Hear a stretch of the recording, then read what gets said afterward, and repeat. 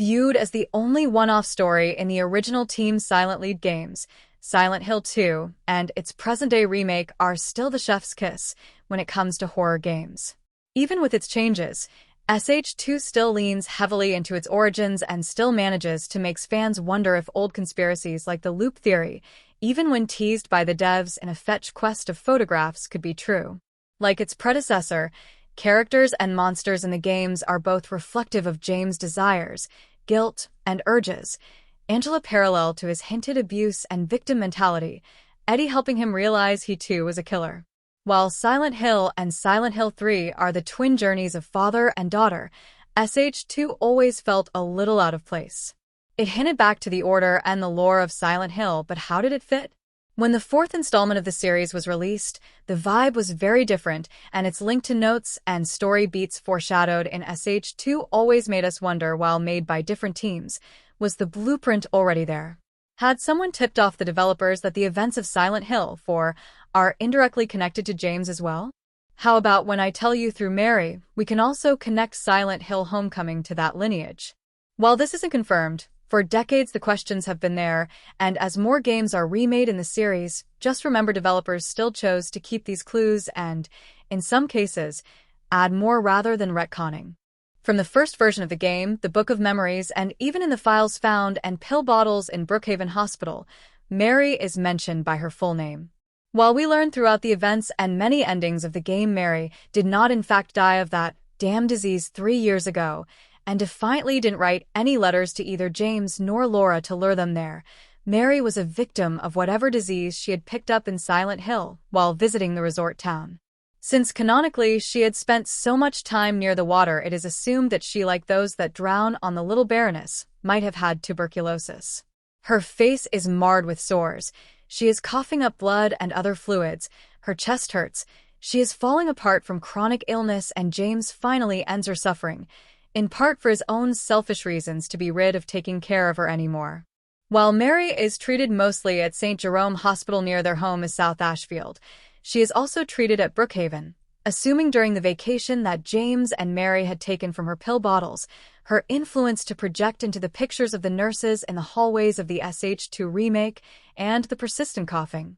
Brookhaven, unlike Alchemilla Hospital in the other part of Silent Hill, also had a dark history of being used as a psychiatric hospital with a connection to the patients being treated with White Claudia, or known by its street name PTV, which Dr. Kaufman of Alchemilla had been peddling in the local drug trade. Based on the use by the indigenous peoples that had once lived in the area, the hallucinogenic properties were well known at this time. Mary's delusions and hallucinations, as well as violent outbursts towards James as she was being drugged awaiting her death, make a lot of sense comparing it to the experience of both Nurse Lisa Garland in Silent Hill and Hinako Shimizu from Silent Hill F. Also well-versed in the use of White Claudia or PTV is the Order and its outreaching groups in surrounding areas like Shepherd's Glen, known to sacrifice children of the Founding Fathers. One being the Shepherds. While it is never stated what relation Mary Shepherd Sunderland is to Alex, the survived sacrifice for this round, but even Alex questions it in journal entry. Something developers wouldn't have mentioned for no reason, even though there is not an official statement on their relation, and the internet says nothing. With family related to the Order, how much does Mary actually know about the events in Silent Hill? Would she have recognized that she is taking the drug? Could Mary or her immediate have been involved with the Order?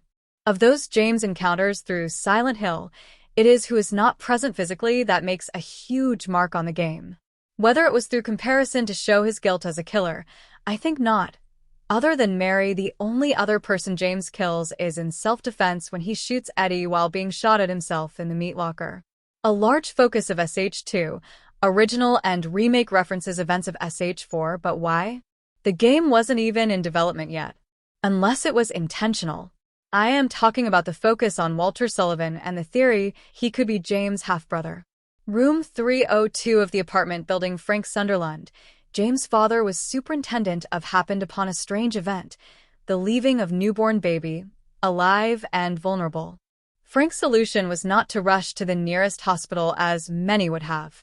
We know St. Jerome's is close because of visiting Eileen there in SH4, even getting glimpses of it from the skyline.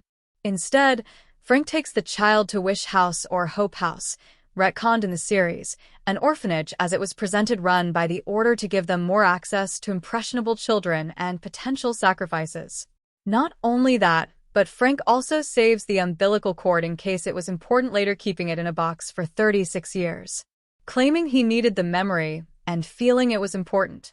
We never know the identity of either James' mother nor Walter's. Was it possible Frank fathered the child with Walter's mother and then disposed of the evidence? Could that have been why James' mother was out of the picture? Could she have figured it out? Wish House or Hope House was associated with various women known in the Order at that time, especially Dalhia Gillespie, mother of Alessa.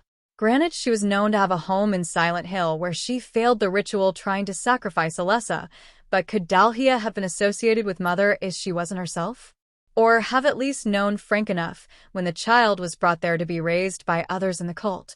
Walter's abusive childhood set him up to kill Other in the 21 Sacraments ritual, being told he would see his mother again, whom at this time he only manifested as a room number in Frank Sunderland's apartment building. Others in the series were known to also live in the building, such as Rachel, whom went on to be Mary and Laura's nurse during their care at St. Jerome's. When it comes to Frank, we know little of his relationship with James other than he was aware that during the events of SH for his son and daughter-in-law had gone missing and hired whom we presume was Douglas in SH3 to search for them in Silent Hill, but came back with no results. Could both of Frank's sons have been murderers that he was protecting? The references to Walter are all over James' Silent Hill, personalized to each person as we know. Angela's on fire, Eddie's freezing, and James, as the player we see the fog-covered and monster-infested world through his eyes covered in femalized monsters, depraved lust and sexuality, and references over and over again to Walter Sullivan and his crimes. But why? Walter had to be someone person to James. It would be too coinvent to assume that he knew about the baby dumped at the Order and his father hiding the umbilical cord unless he had a personal connection, because no one else knew, other than Frank's wife who had left. James doesn't seem to idolize Walter and even really be shown to identify with him, but he is all over this personal hell, throughout its various loops tuned only to James.